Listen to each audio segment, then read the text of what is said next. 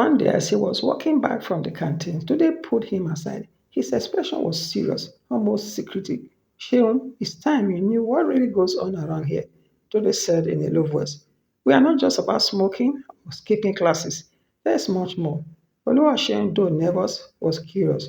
What do you mean? He asked, his voice trembling slightly. Today's face grew serious. I'm talking about the brotherhood, the real power in this school. We belong to a group, and if you want to be respected, you need to be a part of it. He handed Oluwaseun a small pamphlet. This page is filled with symbols and cryptic messages. We call ourselves the Knights. If you want to belong, we initiate you. It's not just about respect, it's about strength, but it is a secret. Sean, you can't tell anyone. Oluwaseun was excited when he started at the prestigious boarding school. His mother, Debipe, was proud of him and had high hopes for his future. She had worked tirelessly to ensure he had the best opportunities in life. The school was known for its excellent academic reputation, and Adebipe believed it would nurture Oluwaseun into a successful young man. But what she didn't expect was how quickly things would change for her only child. From the very first day, Oluwaseun encountered the pressure of fitting in with the older boys. They were confident, popular, and full of daring adventures that intrigued him. One afternoon, after his first week, a senior boy named Today approached him while he was sitting alone under a tree. Hey, Sheung, Today said with a grin. You want to try something cool? Oluwaseun, curious but cautious, looked up. What's that? Today put out a cigarette. Smoking, man, it makes you feel great. Everyone does it. If you want to fit in, you've got to do it too. At first, Oluwaseun hesitated. No, I'm good, he replied nervously. The other boy's expression turned serious. Don't make us have to teach you a lesson, he warned. You will regret it if you don't do it. The threat hung in the air. Oluwaseun's heart raced. He didn't want trouble, especially not with boys much older than him. After a few moments of internal conflict, he took the cigarette and awkwardly inhaled. The taste was harsh and he coughed violently. But the seniors laughed, encouraged him to take another puff. See, not so bad, one of them said, slapping him on the back. Now you're one of us. That moment marked the beginning of a downward spiral change for Oluwaseun. The once bright and optimistic boy was quickly becoming a shadow of himself, all for the sake of fitting in a group that seemed to care more about control than friendship. As the weeks passed, Oluwaseun's transformation became more noticeable. He had started with the cigarette, but it wasn't long before the older boys introduced him into other vices. They showed him how to sneak out of class and hang out in the back alley behind the school. They called it getting some air, but Oluwaseun knew that it was more about avoiding schoolwork and the discipline that came with it. At first, he skipped only one or two classes here and there, but as the seniors continued to press him, it became a habit. Soon, Oluwaseun was missing entire days school and the work started piling up. His grade began to slip, and his teachers noticed. They would call on him in class, and he would stumble through answers, unable to keep up with the lessons. At home, his mother, Adebipe, began to notice the changes in her son. He no longer came home with the excitement he once had. Instead, he would slump into a chair, staring out the window for hours, lost in thought. He rarely smiled, and when she asked him how school was going, he always brushed it off. It's fine, Mom, he would say with a weak smile. Just tired, that's all. But Adebipe wasn't convinced. She had raised him to be more than this. She had spent years nurturing his potential, and now she watched in sorrow as he seemed to slip away from her. When the first school holiday arrived, Adebipe hoped that some time at home would bring her son back to the happy boy he once was. But instead, his behavior worsened. He became more withdrawn, his eyes dark and distant. He refused to talk about school, and his studies were forgotten. Adebipe was becoming desperate. What had happened to her bright and ambitious son? By the time the second term began, Oluwaseun was already deep in the grip of the older boy's influence. Smoking was no longer enough for him, and truancy had become a regular part of his routine. The seniors had something new for him, something darker, something that would bind him even more tightly to them. One day, as he was walking back from the canteen, Tunde pulled him aside. His expression was serious, almost secretive. Sheung, it's time you knew what really goes on around here. Tunde said in a low voice, we are not just about smoking or skipping classes. There's more, much more. Oluwaseun, though nervous, was curious. What do you mean? He asked, his voice trembling slightly. Tunde's face grew serious. I'm talking about the brotherhood. The real power in this school, we belong to the group, and if you want to be respected, you need to be a part of it. He handed Oluwaseun a small pamphlet. This page is filled with symbols and cryptic messages. We call ourselves the Knights. If you want it, we initiate you. It's not just about respect, it's about strength.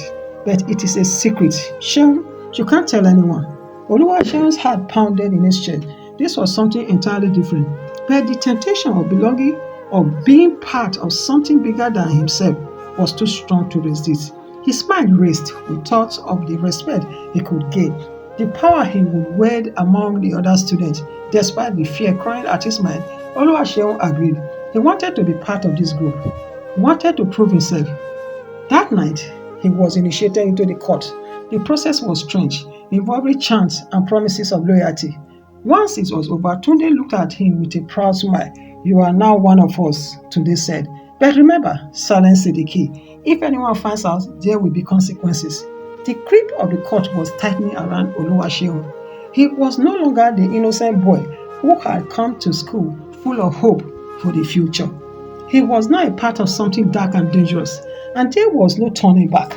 The changes in Oluwaseun's behavior didn't go unnoticed by his teachers.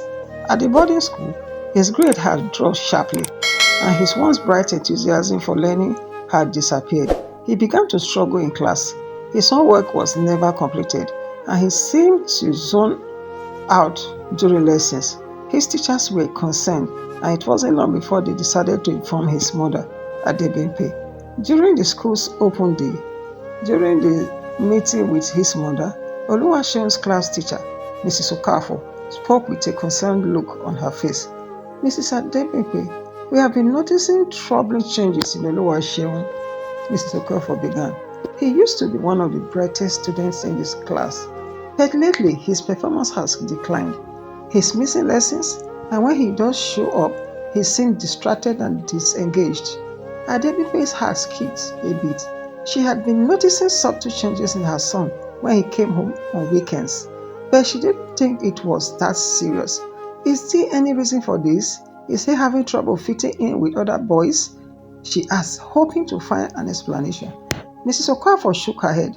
We've asked him, but he's not opening up to us.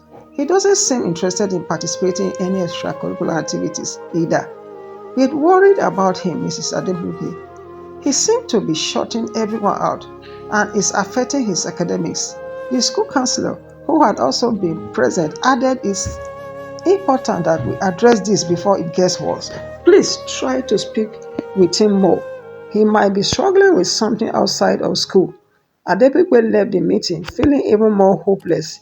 She tried to talk to Oluwaseun when he came home for holiday, but his answers were always the same. I'm fine, Mom. She didn't believe him, but every time she asked him, shut down more. He had become a stranger to her, and there was nothing she could do to reach him. Oluwaseun's behavior continued to worsen when he returned to school after the open day. He had ignored his mother's concerns, and her pleading had only caused him to retreat further into himself.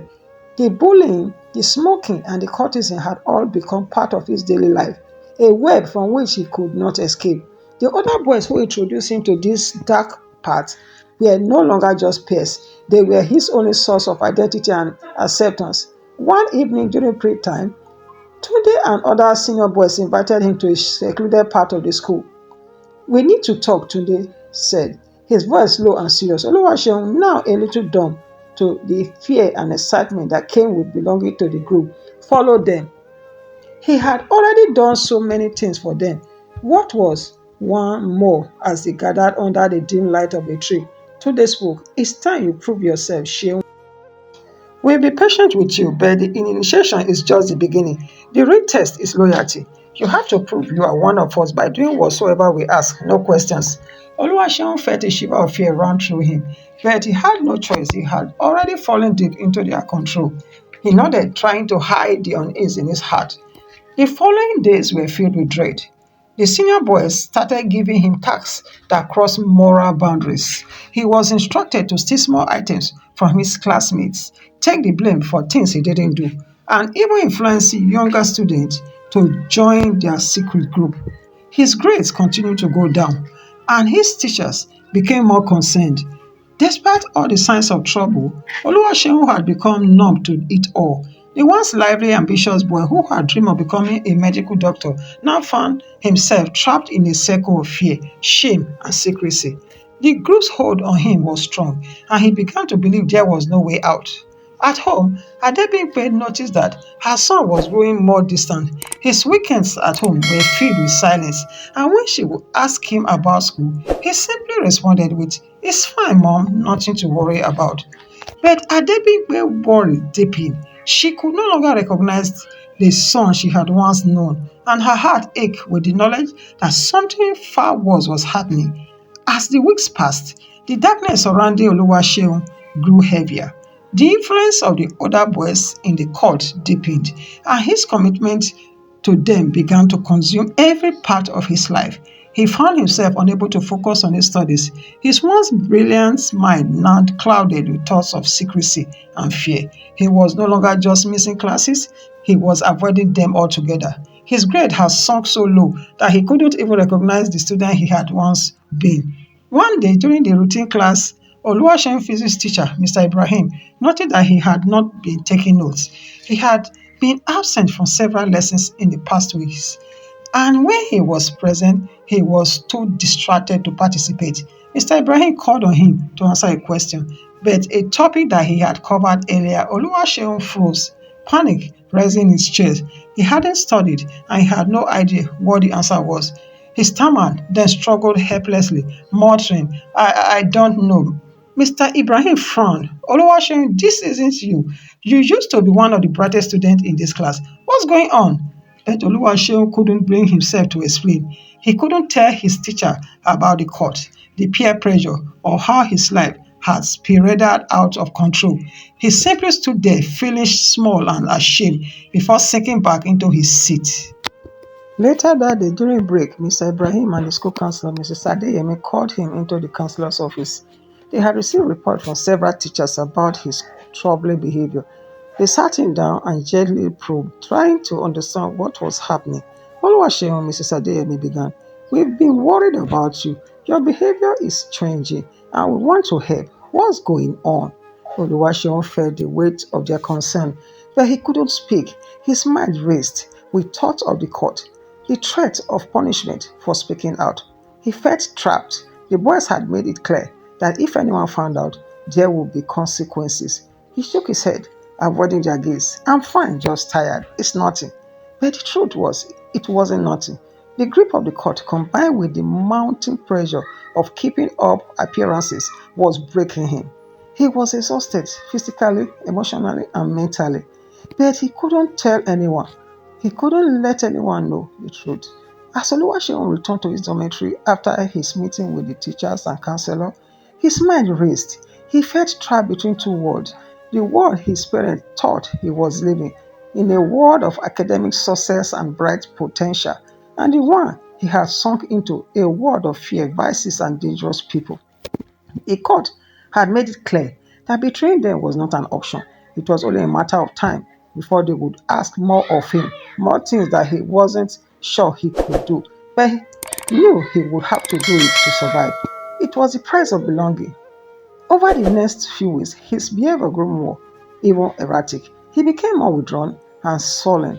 His friends in the dormitory began to notice that he was always distant, never engaging in conversation the way he used to. Even a few remaining classmates who still tried to befriend him were met with a cold, unapproachable version of Oluwaseun. One night, as he sat on his bed staring blankly at the wall, one of the senior boys from the court, Chike, came to find him. "You are looking weak, Seun," Chike said in a low voice. "I thought you were stronger than this. Don't let those teachers get to your head. We'll handle things from here. Just remember who you owe your loyalty to." Oluwaseun didn't respond. He couldn't. His heart was racing, and his body felt like it was failing him. He was no longer the carefree boy who had once been full of life and dreams. He had fallen so far that yet the promise of the court held him in vice-like grip. He felt like a puppet controlled by forces beyond his reach. As he lay in his bed that night, the weight of it all suffocating him, his mother's word echoed in his mind. He remembered how she had pleaded with him to open up to her, to be honest about what was troubling him. He felt a pang of guilt, but it was too late now. He couldn't go back. He had already made his choices. A few days later, his mother came to visit him during holiday break. She noticed immediately that something was off. Oluwaseun's eyes were hollow, his face gaunt. He barely spoke to her, only offering her a distant smile that did not reach his eyes. "I'm fine, Mom," he said once again. But this time, the words felt empty, even to him. Other people could see the change in him, the sadness that had replaced this once joyful personality. But she didn't know what to do. Her son was slipping further away with every passing day, and no matter how many times she asked, he refused to open up. Oluwaseun's final days at the boarding school were a blur of reckless decisions, whispered threats, and escalating fear. He could no longer bear the strain of the double life he had been living.